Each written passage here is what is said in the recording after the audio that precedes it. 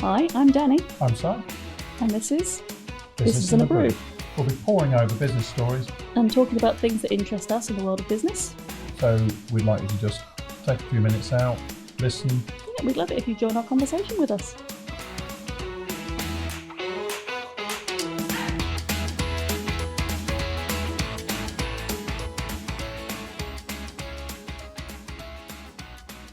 Hello. Hi. Hi. We're going to talk about Dyson, Mm. but I suspect the way I thought this was going to go is not the way it's going to go because of you. Well, let's see what you've got to say, Okay. because I do know a bit about Of course you do. You know a little bit about everything. it. It does not make me a particular expert in everything. Perfect in a pub quiz. The reason I like talking about Dyson is because I think it's a really, really good example of overcoming failure Yes. or learning from things that didn't work quite as well. Yeah. And it just reminds me of some other examples of companies that are very, very similar. Right. Okay. Yeah. Oh, I'm with you. I'm with you definitely. Yeah. In which case, I'm going to start backwards 'Cause because he if I talk too started as much an about inventor. Dyson, he did start as an Yeah. inventor, which I think is great. You know, Yeah. there's nothing wrong with that. He had been using a vacuum cleaner that got blocked, and he essentially thought, this is ridiculous. There must be a better way. The bagless vacuum cleaner is the way to go. Mhm. But, you know, he designed, I've now forgotten the number, 5,126 versions that Right. didn't work. You did that from memory. I did do Yeah. that from memory because I couldn't remember what was on my bit of paper. So basic 5,120 iterations. 26. 26, right. So fail. So they're not, again, they're not failures. They're 500, No, but 5,126 an ways that it didn't work. An iteration is where something didn't work and then you go and find a way 100%, around it. yeah. Yeah. And I believe his saying is something along the lines of success is 99% failure. Yeah. Because that's how you learn and that's how you Definitely. develop. Yeah. And I think, you know, he's gone from just that to being a household name. And he was a prolific inventor. Mm. So, you know, he's got hand dryers there in loads of bathrooms, because in commercial bathrooms around the world, hair styling products, all sorts of things. He is a Air prolific conditioners. inventor. Yeah. I mean, he had an idea and he ran with it and created something else. And we'll come back to him, but it reminded me of a couple of other stories I've heard. Mm. One is the invention of bubble wrap, which always amuses me. The people who invented bubble wrap were not trying to invent bubble wrap. They were trying to create textured wallpaper for the beatnik generation. For the beatnik generation. Yeah, it's before my time. You might remember them. So what they'd done is they'd taken this is not a joke, they'd taken two shower Those curtains. were hipsters in the 60s. Pretty much. Yeah. They'd taken two shower curtains and passed them through a heat pressing machine. Right. What resulted was air bubbles. Air bubbles resulted in as the plastic sort of melted and heat sealed itself together, it resulted in these bubbles and it created bubble wrap. They had no idea what to do with it. It was no good as a textured wallpaper for the beatniks, but they had created bubble wrap. Oh, brilliant. And they knew it could be useful for something, but they didn't know what. And I think that's absolutely hysterical. I'm going to make some wallpaper. I'm going to pass this shower curtain through Well, this I'd be heat really thing. interested to know how far that went. And sorry, in terms of how long it took them to get that. To get the bubble wrap? Well, to get to the point of the shower curtain? To get to the point where they could start to earn some money from this new invention that they accidentally invented. From what I remember reading, it was quite a long time. Because people don't always see it, which reminds me again of Post-it. So Post-it was invented by a chemist at 3M. Right. So for their 3M adhesives. He was trying to find a much stronger adhesive than the one they already had on the market. And he discovered this, or he invented this, I don't know the best way to put it, these little dots of solvent. Mm. The trouble was, they were strong. Was But it it was solvent or adhesive? Oh yeah, solvent's dissolving. Yeah. Adhesive. Yeah. But they were repositionable. Right. And he had no idea what to do with it. And 2 years later, he had a friend that was in church and his bookmark kept falling out of his hymn book. So he had reminders all around his screen using this. Yeah, How the heck am I going to use it? Do you want to see my Post-its for this? No, I'm kidding. His hymn bookmark kept falling out. And he wanted a bookmark that would stay in the same place but be movable. So it wasn't a pen mark. It wasn't something that was stuck in the book. And that's where the Post-it came from. So there are lots and lots of examples. Yeah. Pacemaker, that's another example. Oh. 1956, the guy was trying to develop a machine that measured heart rate. Right. He put the wrong, what did he put? He put the wrong, what's that thing? Resistor. He put the wrong resistor in it. It was too high and it started giving out its own pulse. So instead of reading the heart rate, grief. the pulse it gave out accidentally regulated a heart rate. So what he accidentally created was an amazing medical device. What? This is actual fact? This actual fact. Yeah. I don't even know what a resistor staggering. is. That's staggering. What's a resistor? What it does is it slows down, resists the force going through. So he probably put one in that was too small, so the force going through was bigger, therefore creating its own palpitation. Quite possibly. Yeah. And those are 3 examples of things where you were trying to invent A and somehow you came up with F.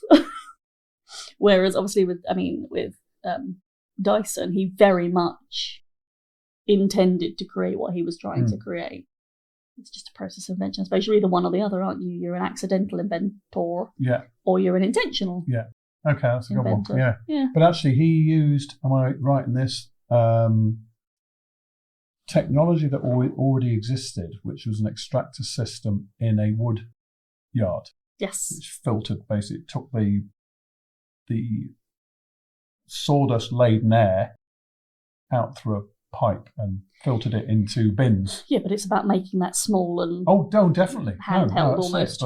But so basically perfecting technology into a smaller, more portable unit. And seeing that it does take a skill to see that, to look at something and go, hang on a second, that could also be used for. Yeah, I do think that's amazing. The perfection of that vortex, because it's the vortex or the vortices that actually made that. That's that pretty picture of that coil that they have on their advert. Yeah. And I love the fact that his marketing worked and was so clever because he was always in it. He was the man. He was the man that invented it. He was the man that came up with it. And here he is talking about it. He's obviously got absolute faith in his. Yeah. But I know you want to tell me about the pitfalls of Dyson. Yeah, well, no, not pitfalls of Dyson, but again, pursuit of ever bigger markets, and manufacturing processes that need to be upgraded or uprooted. In this case, he used to produce up in Scotland. That's where the head office was. Because he was based here, so it made sense that he manufactured near to where he was. Yeah, near-ish. But he was a big proponent of the Brexit campaign. And the argument that he felt was that leaving the EU would give Britain more autonomy, more control, removing regulations, like say, and trade barriers. But unfortunately, we know what happened with that, which is it created friction. But that kind of then led on to whether that was something that was planned already or not. I have no idea, but he then moved the headquarters to Singapore. Which you can see from a manufacturing point of view is not abnormal in manufacturing companies. You can kind of understand it, but it is a massive move away from where he started and what he started as a business. Yeah. Because he seems so invested in it. Well, and maybe it wasn't his actual decision. Well, no, at some point your company becomes so big, you don't... Advisory elements that would probably have gone into this, and also, potential assistance from government as well. But it's just a slight hypocrisy, really, kind of campaigning for British manufacturing and removal of barriers. Manufacturing to then go and shift your entire operation overseas. And does that have an impact on the operation itself in terms of quality or in terms of?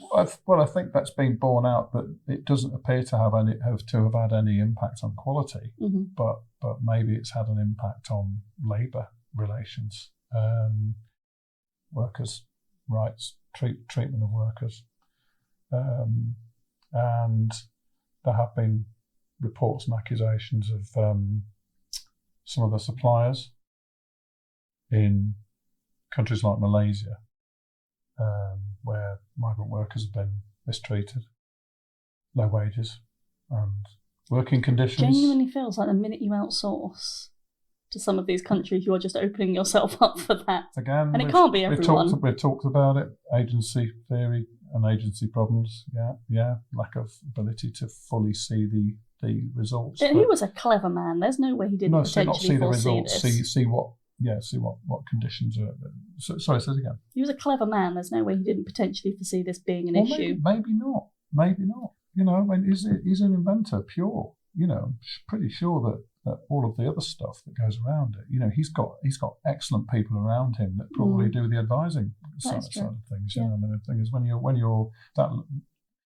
you're inventing and coming up with new products, I'm sure there's a team that helps them do that as well and develop that and market research and the rest of it that goes into that. But yeah, it's just an uncomfortable fact that the purity of your idea at the very top then becomes potentially diluted. We've talked about that on other podcasts. The minute it grows, the idea is pure. The idea is lovely. Yeah. But the reality of running a business sometimes doesn't always mesh with the purity of your values and your ideas. Yeah, definitely. But I looked into the actual reasons why there was a move to Singapore, and apparently it was motivated by strategic, financial and operational factors. You start to put those together and they start to form a robust argument as to why. I'm not saying it was the wrong business decision. No, absolutely not. No, but I'm not going to, it's not my position or not our position to go and berate Dyson, because they've made decisions that are ultimately for the benefit of the company. Yeah. There's some uncomfortable truths come out that they can fix. No doubt they can fix. Yes. Might have fixed already, in fact, without us even knowing about it. But, putting their products right into the heart of Asia, access to Chinese market, for example, Japanese market, it's amazing for company growth and opportunity there. So they're actually right up close to the supply chain and also the target region as well, where it's likely to go and grow massively, very quickly. Yeah. Look at UK legislation, UK taxing, and the rest of it. There's a very highly pro-business environment in Singapore. Mm-hmm. Very favourable tax policies and regulatory systems.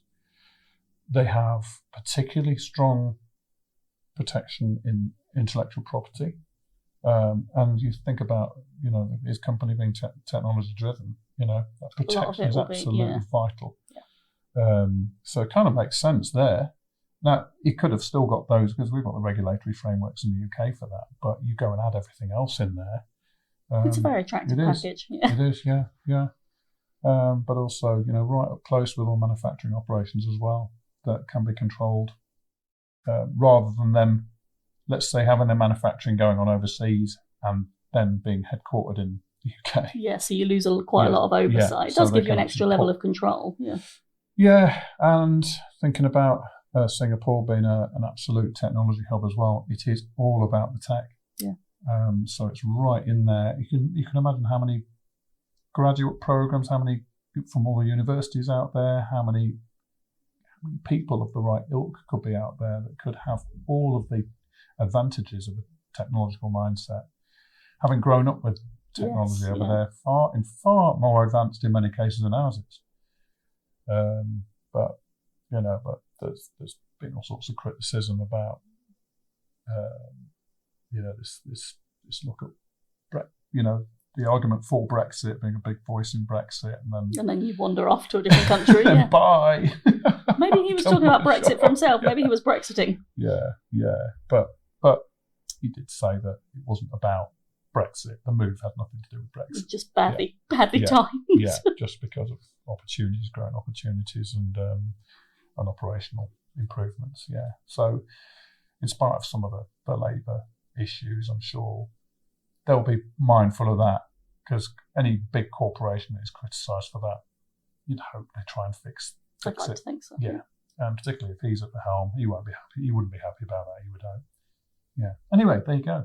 So you topping on that and me tailing. I was all light-hearted about funny inventions and where they'd come from. But absolutely, they are still. You just think of all those new products that have come out. And that's just three. Yeah. That's just three random ones I came up with, and four if you include Dyson. Can you imagine how many things were invented because you accidentally did something? Wasn't it atomic bomb related to an accident? Super glue was, yeah. There was a battle dressing It was invented during the Vietnam War to suture instead of stitch. It's to On the suture field. up. Yeah. Yeah. Well, unless you've got bits hanging off, you know. It's probably not going to be that it's use. not. Although that gorilla stuff can put a chair on a wall, so maybe it would have been all right. Put your limb back on. Yeah. Put a chair and an arm. Well, sure, an arm weighs less than a chair. No. No? Blood vessels, you know. I mean, I'm just talking about attaching it, not making it work. Just making sure it's in the right location so you don't lose it again. Thanks. Yeah. Yeah, in about 3 days it starts to go off. Yeah. That's fine. No. No. You'll be okay. Yeah, okay. All right, not a great one. No. We might do another episode on weird inventions. We should do that. That's a great one. That's a great idea. All right, put it on the list. Yeah. Okay. All right, well, there you go, Dyson. Thanks very much. You finish it. It was yours to start with, so you finish it up. What do I finish it with? Thanks for coming.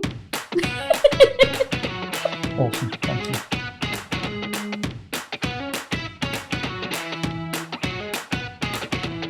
Thanks so much for listening and being a part of today's episode. If you like what you've heard, or if you feel there's something missing, or you want to ask any questions, please get in contact. And if you love listening to us as much as we love talking to you, subscribe, download, leave us a review. All the love helps. Thank you.